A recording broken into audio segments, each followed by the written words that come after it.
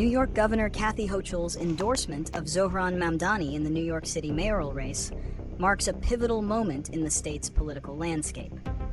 This move is significant not only because it consolidates the Democratic Party's support behind its nominee, but also because it signals a strategic shift for the more moderate wing of the party. The endorsement, detailed in a New York Times op-ed, positions Mamdani, a self-described Democratic socialist, as the official choice of the state's highest-ranking Democrat. This comes after Mamdani's unexpected primary victory against a formidable opponent, former Governor Andrew Cuomo. Hochul's support is a clear message of party unity, aiming to prevent a splintered vote that could benefit a Republican or independent candidate. It's a calculated risk, as Mamdani's progressive policies, which include radical overhauls to housing and taxation, stand in stark contrast to the more centrist approaches typically favored by figures like Hochul. By backing Mamdani, Hochul is attempting to bridge the gap between the party's establishment and its burgeoning progressive base, a necessary move to maintain a cohesive front in a highly contentious election. Reasons for the endorsement. Several key factors likely drove Hochul's decision. First and foremost is the imperative of party unity. With both Andrew Cuomo and current Mayor Eric Adams running as independents, the Democratic vote risks being fragmented.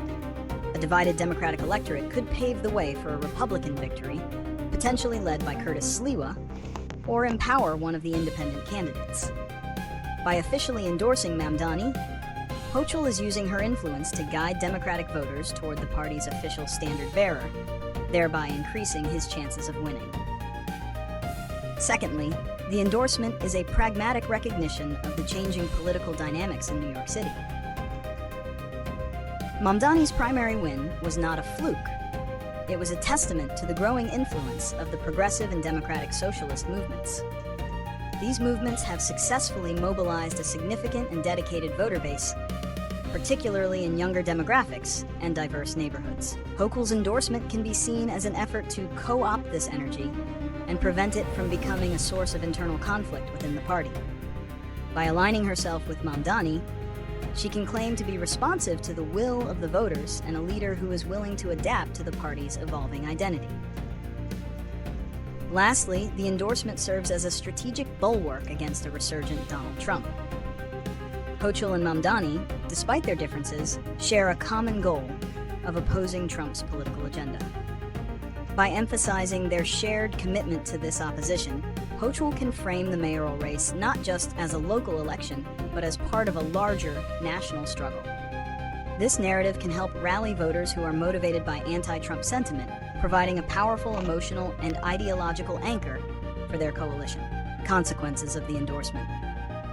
The immediate consequences of the endorsement are a significant boost to Zohran Mamdani's campaign. The backing of the state's most powerful Democrat provides him with an air of legitimacy and access to resources he might not have otherwise. It could sway undecided voters who look to party leadership for guidance.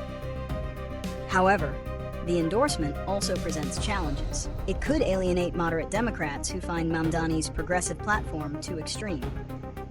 They may be pushed towards the independent candidacies of Cuomo or Adams, or even to the Republican Party, further complicating the race.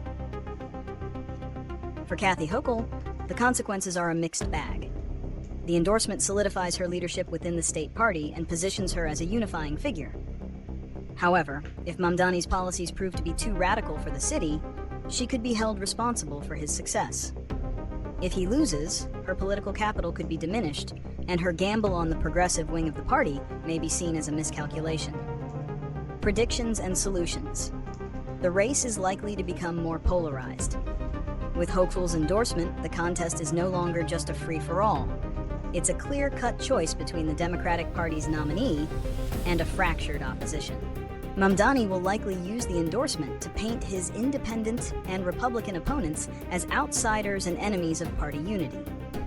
In response, Cuomo and Adams will likely double down on their moderate and centrist credentials, arguing that Mamdani's policies are too extreme and will destabilize the city. Sliwa, the Republican candidate, will likely use this as a chance to frame the Democrats as being taken over by socialists, potentially attracting disaffected voters from all sides. One potential solution for Mamdani is to use Hochul's endorsement to his advantage by tempering his most radical stances. He could emphasize the areas of common ground, such as affordability and opposition to Trump, to reassure moderate voters. For the Democratic Party as a whole, the challenge is to find a way to accommodate its progressive and centrist wings without fracturing.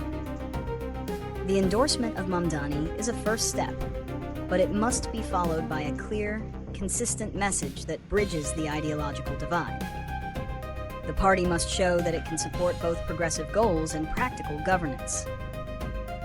This may involve a more nuanced approach to campaigning, where different party leaders campaign for Mamdani while highlighting their own policy preferences to different audiences, creating a big tent coalition that can win the election and govern effectively.